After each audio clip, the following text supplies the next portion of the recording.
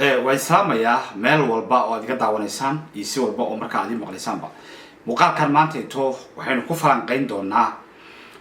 حقوقت السياسة أو ده حيسمى عمل الجبرجية يدور ده لحياة الصومالية وحياة ترى بدل أمريكا لا قارن أيو نبالك القفي دونا وحين أوجين شركة مدرسة وتشجع قرن ومركا سي أجندة وجوين أميسك سهرنا وها دور الشدة معمل الجبرجية إن أنت عن وصو هذا القادنين حي لا ياب كلام ماشي لو قال حكم إذا إن لبوجادي دين عفنتي إن لبوجادي إن سومالي يقول بيرتو إيسترن أفريكان كوميونيتي iyo arintii la xiriirtay cunaqabataynta hubka iyo deen cafintu December 2023 bay ahaayeen almost waxaan 6 bilood ka yareen ka hor bay ahayd wax la sheegay markii la garan waayay dib inuu kugu soo celiyo nala soo daabaca waa maxay waxa la qarinayay waxa la isku hayo waa maxay expectation-ka laga leeyahay ama waxyaalaha marka laga fili karayo waa maxay sababtu xasan ugu dhiiran la yahay inuu maamul goboleedyada yiraahdo ama doorashada gal ama uu diido حالا قرنا يا بينو كلا قفي دونا سو دوادا ميل بو جوجتان iyo si walba oo marka aadi maqlaysanba markaynu si waaqici u fiirino waxaynu fahmi karaynaa in maamul goboleedyada ay iska sii joogan oo waqti badan ay helaan danta ugu jirta waynu fahmi karaynaa oo xil dheeraada iyo inay kursiga iska fadhiyaan bay ka doonayaan laakiin xasan oo aamusnaado sida uu raali ka ahaada waa maxay danta uu ka leeyahay taasina marka hore balka bilaabeena analysis-keena iyo faraqaynteena maanta bilowgii xasan sheekh maxamuud uu dalka taladiisa la wareegay bartamihii sanadii 2022 waxa siyaasadda xasan sheekh maxamuud ka dhex muuqatay inay ahayd mid heehaabaysa oo aan meel haysan mid aan qadiyad lahayn mid aan qorshe lahayn iyo mid aan la fahmi karin ay tahay ayaa cid walba markaa ay arkaysa waqtiga ilaa iyo maanta aynu joogno oo 2 sano markaa ay ka soo wareegatay xasan sheekh maxamuud albaab aad u tiro badan oo uusan wax dana uusan ka lahayn ayuu iska xiray maanta aytan waxay albaabadaasi ku noqdeen culays oo markaa uu tilaabo ka qaadi waayo wuxuu noqday nin markaasi u nugul xaalad walba oo markaas soo wajahda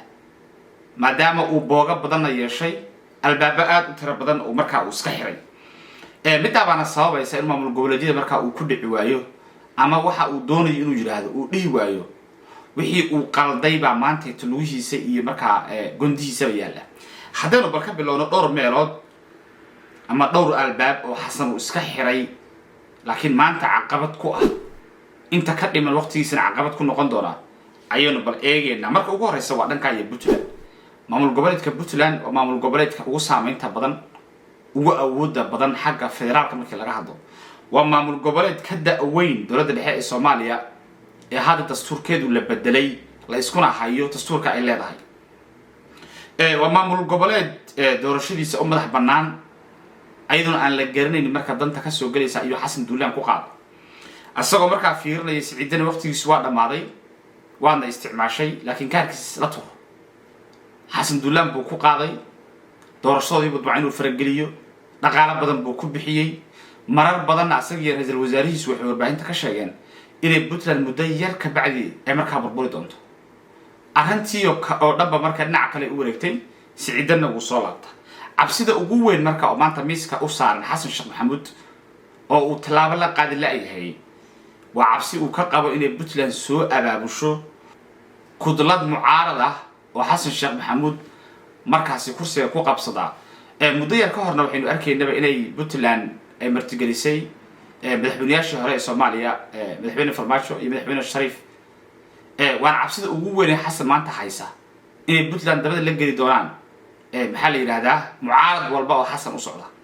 taas marka xasan cabsi weyn bay ku haysaa tilaabooyin badan oo xasan u qaadi lahaana Puntland ba dhanka dacalka la haysata qodobka kale wuxuu noqonayaa ama albaabka labaad oo xasan marka uu isku furay haddana culayska ku haya waa inuu dalbaday inay mucaarad active noqdaan madaxdii hore asaga markaa ka horeysay waa labadii hore madaxweyne Soomaaliya Maxamed Farmaajo iyo Shariif Sheekh Axmed labadaas madaxweyne ee hore waxay si cad hadda u noqdeen mucaarad xasan sheekh maxamuud mucaarad ku ah oo tilaabo walba uu qaado markaa ay dhalilayaan waxaana la sugayaa markaa sanadkan hadda aynu ku jirno 2024 qaybtiisa dambe inay noqdaan mucaarad gudaha dalka jooga oo markaasi dhanka la qabsada xilka xasan sheekh maxamuud maadaama dastuur cusub markaasi la qoray ayadaasna waa arrin kale oo boob ku noqotay xasan sheekh maxamuud waxayna ku heleen ba la oran karayaa runtii fursad weyn oo ah in dastuur kale la qoray dalkan in la badbaadiyo ay muhiim tahay taasoo ilaa ay beeshii caalamka ay ku raaceen oo naagtii maxaa la yiraahdaa qaramada midoobay u qaabilsan Soomaaliya ay si public u sheegtay inaan la aqbalaynin dastuur aan lagu mideysnayn qodobkaana marka waa qodobka labaad ama waa albaabka labaad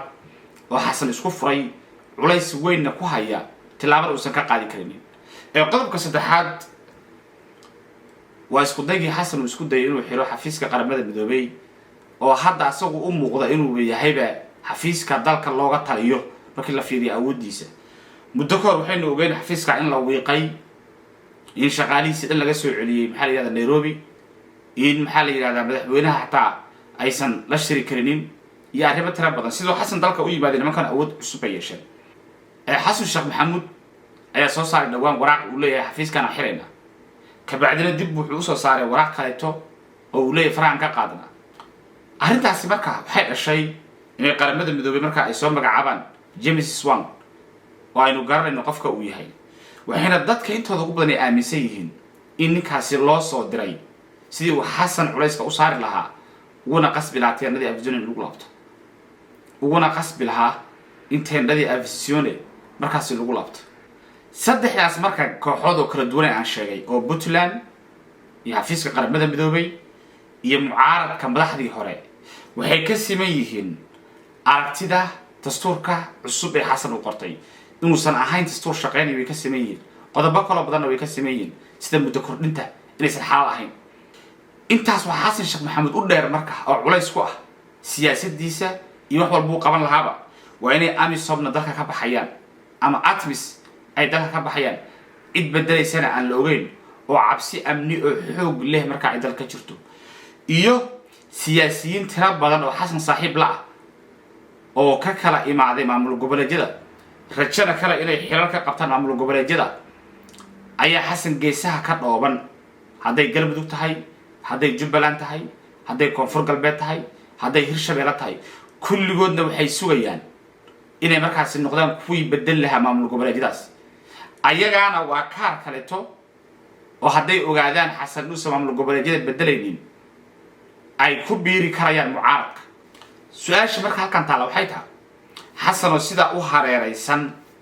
oo waxa ay mucaarada iyo waxa soo maxaa la yiraahdaa albaab ah ay marka ku balaqan yihiin duulaan ma ku qaadi karaya maamul goboleedyada oo xilka idinka qaadaya ma oran karaya ma ku dhici karaya xasan haddii uu sameeyo maxaa gacantiisa ku soo haraya ma kuma qaadi karo hadduu ku qaadana waxa su'aal weyn ee ka iman doonta inuu dalka madaxweyne ka yahay in kale ama dalka madaxweyne maleeyaba ayaa iman doonta waayo waxa kaliya hadda gacantiisa ku jira waa shirka madasha oo uu ballaminayo oo uu qabanayo iyo arrimaha yar oo kooban ayaa ku jira wuxuu leeyahay xasan la dagaalanka argagixisada la dagaalayna haddii maamul goboleedyadu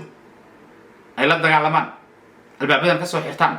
yaa kala shaqeynaya dagaalka al-shabaab uu cilaaminayo ma arkaysaa sidaa daraadeed marka xasan sababtu uga warwareeganayo wuxuu dareemayaa haddii uu nimanka isku dayo inuu bedelo inay ku biirayaan garabka mucaaradka Puntland iyo madaxdii hore isla markaasna qaramada midoobay ay hore u soo sheegeen aragtidooda ku aadan muddo kordhinta iyo dastuurka la bedelayo iyo arrimahaas oo dhan ayaguna kuwaas ay baakab garan doonaan asaguna wuxuu noqon doonaa meel cidla taagan taa marka waxay dhaxal siisay inuu xasan markuu doonayo inuu madasha wadatashiga qaran doorashada ka hadlo xataa lagu soo qori waayo ajandayaasha oo la yiraahdo waxaynu bogaadinay den cafinta December dhacday iyo qabataynta hubka ee December Soomaaliya laga qaado iyo arrimo muddo ka hor dhamaaday maadaama wax kale oo la sheegay aysan jirin ama muddo loo sheegay markaysa waxay marka siyaasadii xasan sheekh maxamed ku soo aruurta mid booga badan oo ma dhalaysa isla markaasna aan meel u soconin markaysa maamul goboleedyadu arrinta way fahansan yihiin waana sababtay u cayaarayaan waxa loo yaqaan delay tactic ama inay u lug jidiyaan ama u lug dambeydiyaan ilaa ay xasan waqtigiisa uu ka soo gabagaboobayo hadda finally maamul goboleedyadu maxaa uu qorshaa xogo kala duwan oo laga helayo ila lagu kalsoon yahay ayaa waxay sheegayaan in maamuladu ay doonayaan in bilaha soo socda ay markaa qaar ayaga ka mid ay doorasho qabsadaan sida weliba meesha loo yaqaano koonfur galbeed iyo Jubbaland inay qabsadaan doorashada nooca loo yaqaano isku caana shubka oo markaa albaabada ay hoosta ka soo xiran doonaan xasan oo daawanaya laakiin lama garan karo go'aanka ay qaadan doonaan qoorqoor iyo cali gudlaawe lama garanayo ayaga go'aanka ay qaadan doonaan Siciid Cabdullaahi Dani oo asaguna ka hadlay ayaa carabaabay inaysan muddo kordhintu aysan ahayn mid wanaagsan asagoo example u soo qaatay markii uu ka tanaazulayay doorashadii tooska ahayd oo midii dadbanayd uu aadayay asagoo mucaaridkiisa dhageysanaya dadka qayb badan oo ka mid ah waxay arrinta ku fasirayaan loona fasiri karayaaba inuu markaa leeyahay doorasho dadban isku caanashubtaan qabsada intaad muddo kordhin samayn lahaydeen ma arkaysaa taasoo kusii shidaysa xaabada iyo dabka uu xasan sheekh maxamuud markaa uu ku dul taagan yahay intaasaan kusoo koobayaa intaan dib isaga soo laabanayno waxaan idinka tagay nabadino asalaamu calaykum waraxmatullahi tacaala wabarakaatuh